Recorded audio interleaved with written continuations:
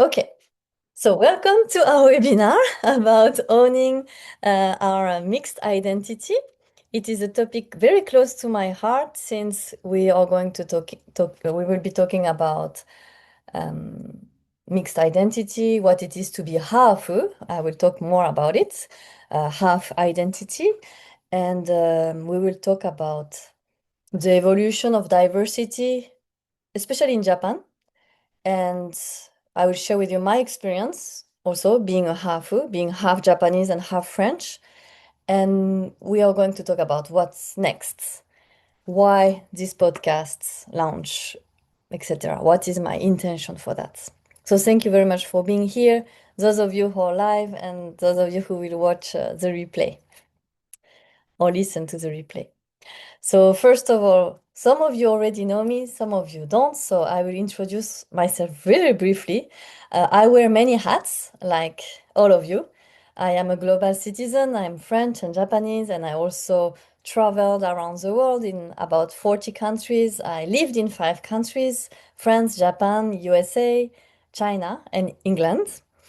I am a spouse, married to a Vietnamese French husband, a mom of 2 daughters also who are 12 and 14.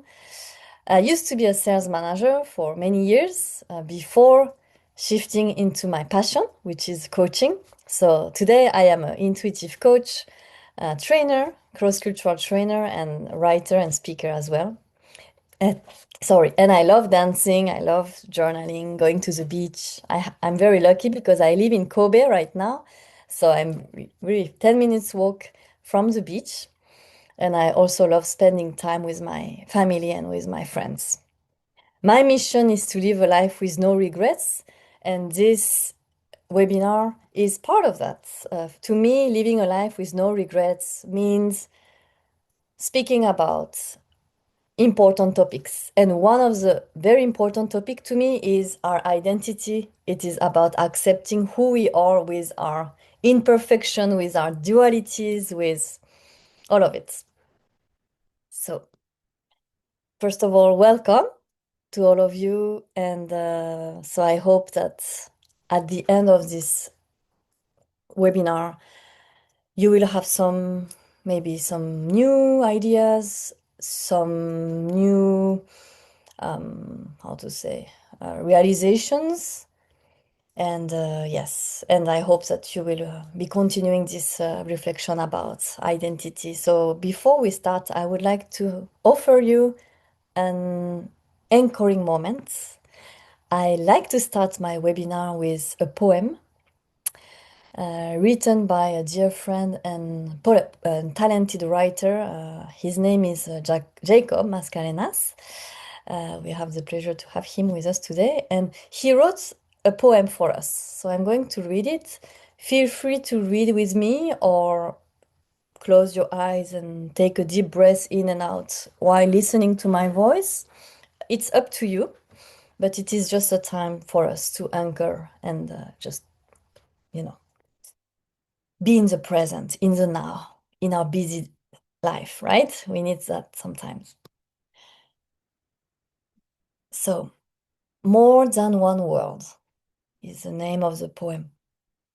Some call us half, as if a life can be divided.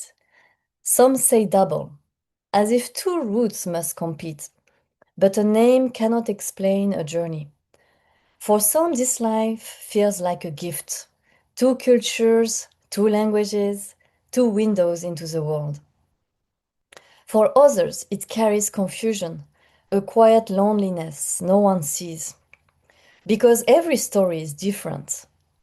What feels like light for one may feel heavy for another. Living between worlds is never only one thing, but identity is not decided by the voices around us. It is something we learn to hold slowly, carefully, until it finally feels like ours. So we are not either or, not one side or the other. We are both, and in time we learn that being both is enough. Thank you for this beautiful poem. And feel free, if you're here live, to share in the comments also what is your intention for being here today? What are you hoping to get out from this talk today? I will read all your messages. And while you write, you share your intention for being here, I would like also to start this talk by sharing a bit of some facts. I think it's very important that we talk about diversity in Japan. Because Japan is a very unique society. Japan historically saw itself as very homogeneous for much of the 20th century. So until much of the 20th century. So it means compared to other countries, it was very homogeneous, except from some ethnic groups, the Ainu in Hokkaido, which is a group, ethnic group with its own culture and its own language, own tradition. There were also the Ryukyuan in Okinawa. Same thing. They have their own ethnic group with their own religion, culture, and language also. And then we also had the Zainichi Koreans. So that these are three groups. These are some of the exceptions. Zainichi Koreans were the Koreans who are in Japan from the 1910 to 1945. We had a lot of Koreans. So it's the biggest, how to say, biggest population of the immigration in Japan. But what happened is a lot of them had to assimilate, learn Japanese, and really hide their Korean culture, upbringing, right? So the multiracial visibility really increased after World War II in Japan when we had the Americans who came to Japan, and a lot of babies were born as konketsu, or what we call, I will talk more about it later, but they had what we call mixed blood because they were Americans, and the father, most of the time, military father, American, and the mother was Japanese. So that's when we had a lot of babies who were half American, half Japanese. So visibility, multiracial visibility increased after World War II. But they were not really, it was not a, how to say, not really a positive thing at that time to be half, because it meant having a father who was American, who was the colonizer, I would say, and who left. A lot of times the father came, had a baby, and then went back to the US, right? So the mother stayed by herself with the baby, who was half. And then the immigration remained very low compared to other countries in Japan, compared to USA, Canada, France, and UK in the 19th, 20th century. It's very low compared to other countries. So the shift toward multicultural Japan is really recent when you look at it. It's in the last 20 to 30 years, because there are more international marriage now. Like my parents, my dad is French, my mom is Japanese. We have foreign workers, students also, a lot of ryugakusei, meaning the exchange students coming from abroad. Children with mixed heritage. Now we say that there is about one baby out of 30 babies who are mixed. So it's pretty important when you think about it. Who are mixed, meaning they have a Japanese parent and foreigners, other parents. And then we have more visibility today in the media of multicultural identities too. Let me check also if I see your comment. Oh yes, thank you, Aura, for your comments. I'm here to hear about other Hāfu experiences and connect with others. Yes, I research experiences of mixed heritage individuals and ideologies about language, race, and identity. So I'm particularly interested in Yuko's talk. Thank you so much for your comments. And let me check. Yeah, I'm trying. Okay. I want to make sure I don't miss any comments. Oh, okay. So let's move on to the evolution of Hāfu actually in Japan. I think it was really interesting because when I decided to do this talk, I thought, okay, I will research, do some research myself. So I learned a lot of things I didn't know before. What I know is that okay, so from the 1940s to 1950s, there were some organizations that were recreated, and especially one that is called Elizabeth Saunders Home, who was created by a Japanese lady, Miki Sawada. It was in 1948, and she created an organization to care for mixed race babies who were abandoned after World War II. A lot of babies, like you can see in this picture, they are what we call konketsuji, so mixed blood. This is literally the translation. And yeah, so they were abandoned. So they were. She created the organization. And then in the 1960s to 70s, there were other organizations created social support programs like the Kure, I don't know if you pronounce this way, Kure Project, to support Amerasian children living near US military bases. That's when the term half appeared. Um, People realized maybe konketsu is not very positive, mixed blood. So they decided to use another term, half. I don't know if it's more positive because it means literally being half, half Japanese and half something else. But anyway, they thought it was cool. It looks foreigner. Half comes from the English word, so right. So as you can see, most of these organizations initially were to support Amerasian children, so children who are mixed Japanese and American.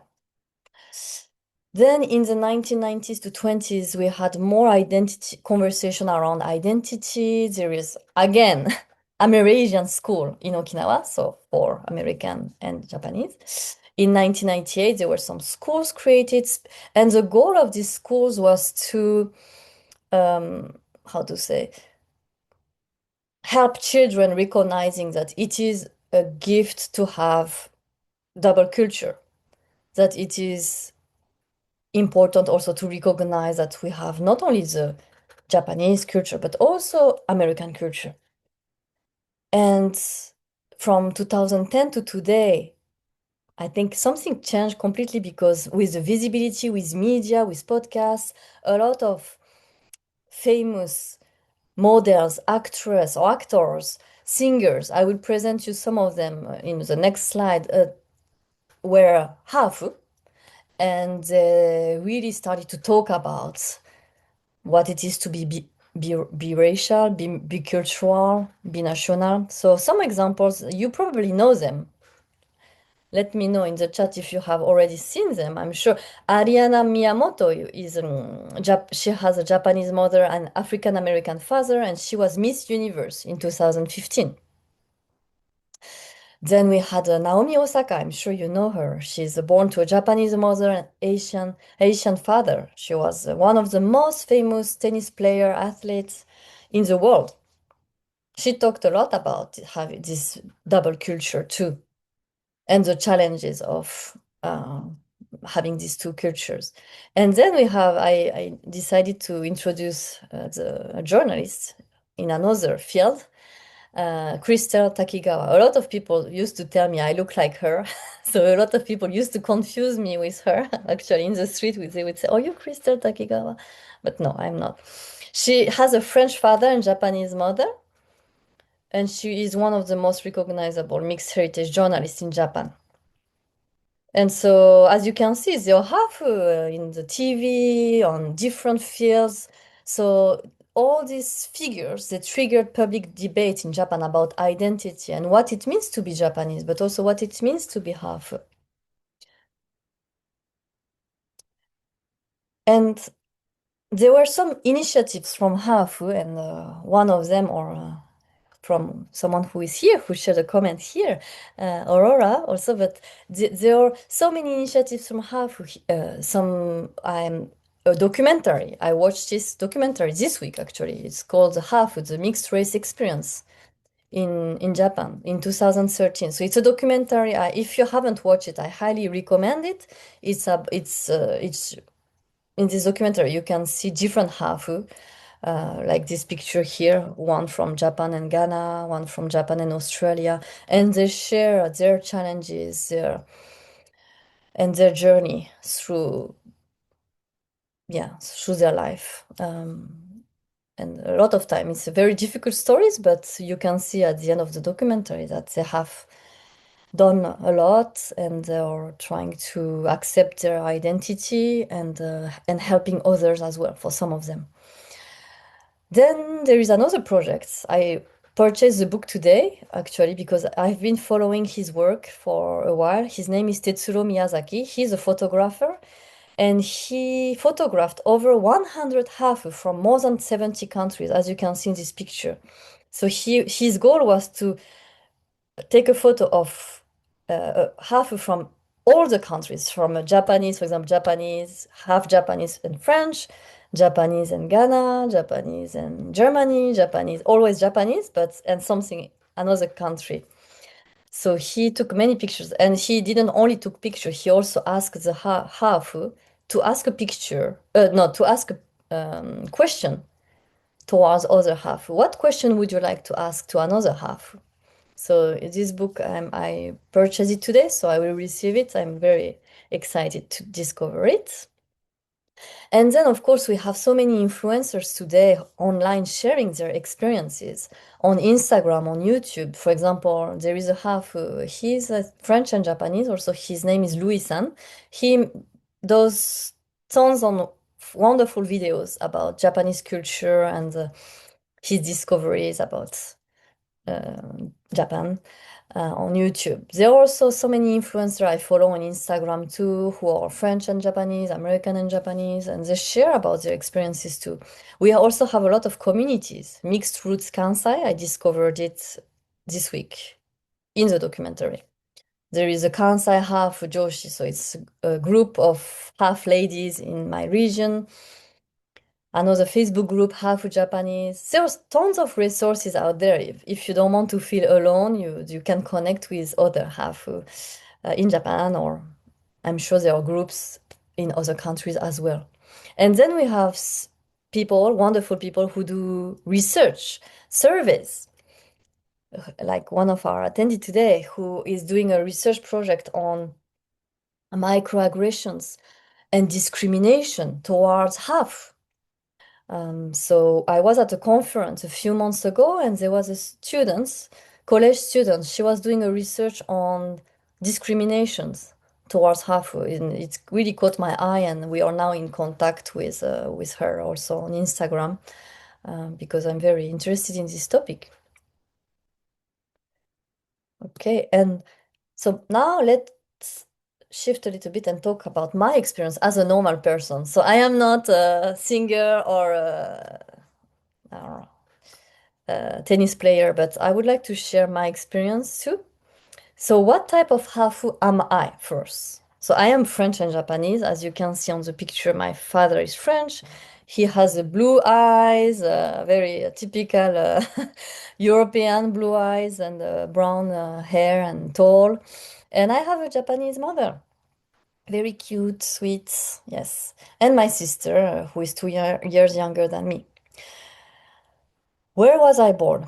The reason why I ask all these questions is because from one hafu to another, we are totally different, huh? Depending on our experience, depending on what type of hafu we are, also our, the Japanese and what else. So I'm Japanese and French. I was born in France, and I grew up in both France and Japan because at the age of 6 years old, I moved to Tokyo, and I stayed in Tokyo for 9 years. So I am very lucky because I was able to experience both cultures from a very young age, which is not the case of every hafu. I am aware of this chance that I had, opportunities that I had. So which languages I learned? So because of that, I was able to learn French and Japanese because I lived in Japan. I don't think if I haven't lived in Japan, I would be able to speak Japanese because my mother was speaking in French to me when we were in France. And this is because of one teacher who told her, stop speaking in Japanese to your daughter, because in school she mixes French and Japanese at school, and it is a problem. So I think that's also something I would like to, through this experience, also point out that depending on our environment, the teacher, their mindset, it impacts the choices of our parents. My mother didn't have to stop speaking in Japanese to me, but she followed the teacher advice, right? So how my appearance impacts my experience? Definitely it impacts too, because I think from one half to another, some look very Japanese, some look very European or other. Or, for me, I look very French. At least that's my belief, because some people say, no, no, you look Japanese. Some people tell me you look half. Some people tell me you look French. So I don't know. But everyone has a different opinion. But what I can say is that when I speak in Japanese to Japanese people, usually they're surprised. They don't expect me to speak Japanese. So it means I don't look like them, right? At least that's what I think. Where did my education took place? Local school, international school? This is also very important because it changes your experience completely as a half. My education took place in a public local school until 6 years old in France. But then I was in an international school in Japan. So I grew up in the French system. So this is also very important because then I was surrounded by other half in my school. So I never really felt the microaggressions or the discrimination in the school because there were other French, half Japanese. It was international. My environment, and that's the next question. My environment as a child, since I grew up in Japan, yes, I faced some microaggressions in the streets, in my extracurricular activities, such as the swimming school, because it was only with Japanese. Um, People would say in the streets, "Oh, look at her, she's American, Amerikajin, or she's Gaijin, Gaijin." They would point fingers at me and say, "She Gaijin, Gaijin," and laugh. And so, yes, maybe we can call it microaggression in a way. And as a child, it was hard because I wanted to be like everybody else. I wanted to feel like I wanted to be a Japanese. I wanted to look like everybody else. As a child, as a teenager, I think we want to look like our surrounding, our friends. So, and I think it's really, how to say, all my life, to a certain point, I try to assimilate. I try to become Japanese when I was in Japan. So I would wear kawaii clothes, like kawaii means cute.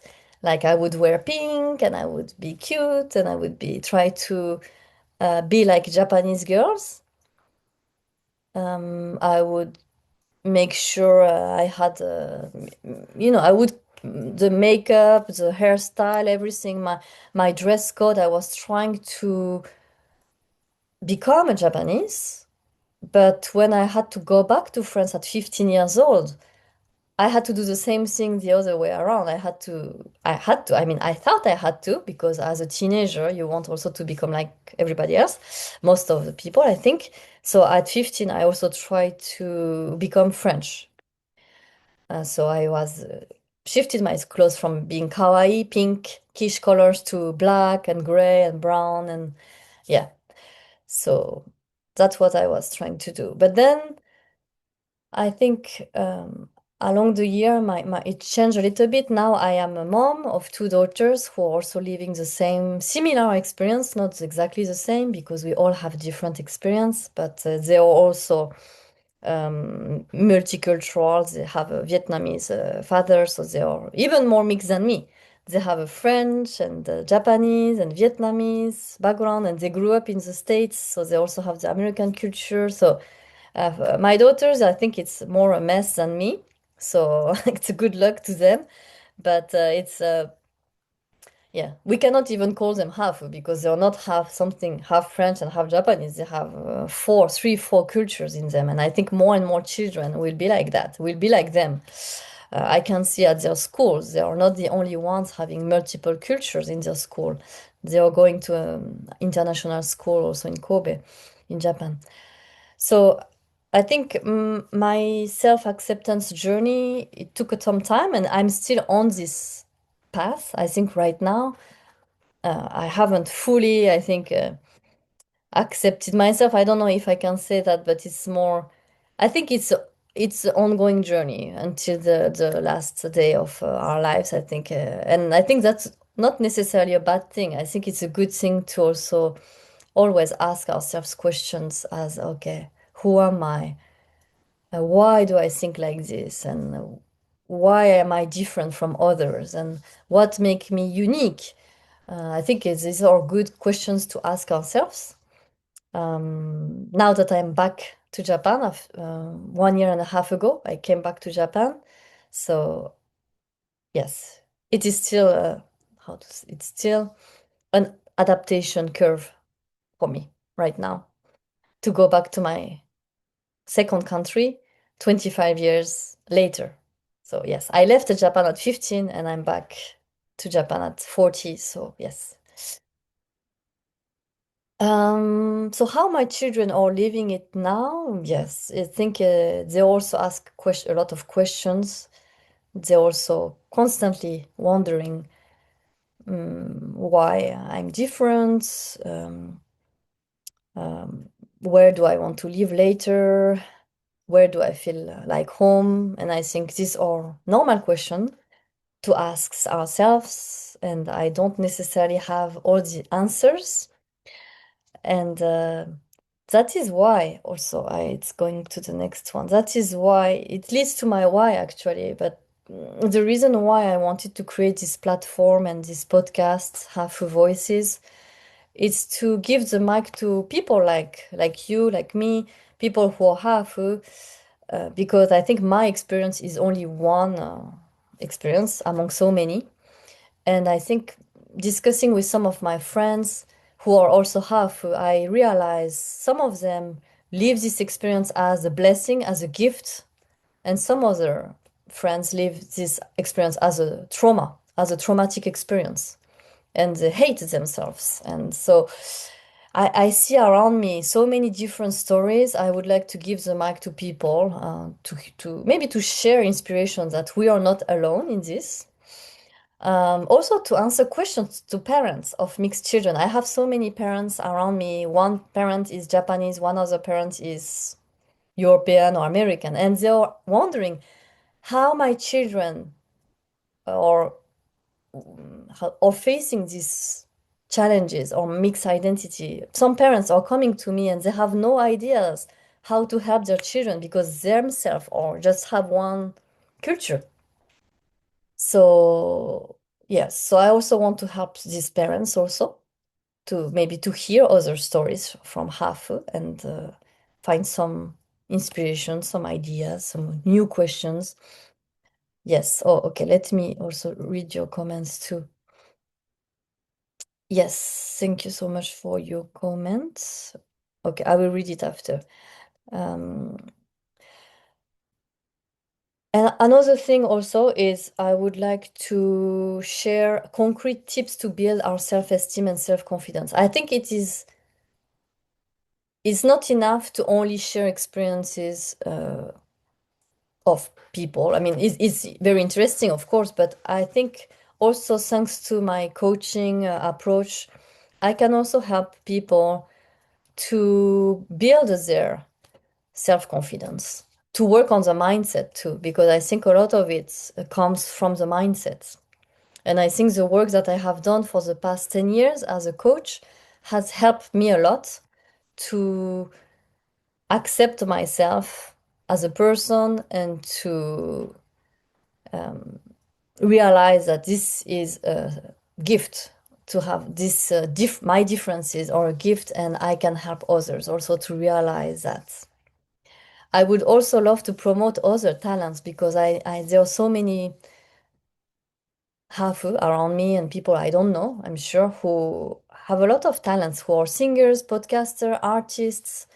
And I'm not only supporting Hafu, of course, I'm supporting others, artists globally right now, but I would like also, through inviting Hafu to my podcast, also, they can talk about their creation and their art. And yes, so if we can support each other, that would be great. So if you or you know people who would like to join the podcast to share their experience, I would be really happy. I have tried to ask questions to some people around me. Some people didn't want to share publicly their experience, and that's totally okay, and I respect that. So if you prefer to stay anonymous, that's okay too. I can also gather anonymously some feedback and then share it without mentioning names. That's totally okay too. But if you're okay to share it publicly, that would be great because you might help someone tremendously. You might help someone who, by listening at you, remembers that, oh, okay, that's okay. I'm not alone. I'm not alone in this. And I can move forward. So I will read your comments now, and also if you have questions, feel free to put it in the chat or unmute your mic and yourself and share your questions. Let me open. I thought there was a comment, so let me see. Okay, thank you. Yukio. So in Japan, prejudice and discrimination against half Japanese people still persist, especially among older people who have lived the Second World War, but it is going to change. I was born after the Second World War and lived in Paris when I was young. My second daughter, influenced by French culture, is married with French guy, and I have now a granddaughter of 3 years old. My second daughter, who is 37, yes, years old, doesn't talk about her life a lot. I suppose she had many special experiences now in Japan. Discrimination against the hell is much less than 20 years ago. Against the half is much less than 20 years ago. It is a good thing. Yes, I agree. I hope my granddaughter will live as a cosmopolitan. I'm trying to reduce the number of xenophobia in Japan as a journalist. Yes, I think you have a wonderful mission too, Yukio-san, being a journalist. And you're leading by example too, with such a multicultural family. So thank you so much. Any questions? If not, I will end here and I thank you so much. I will wait a couple of more minutes to just in case you have questions.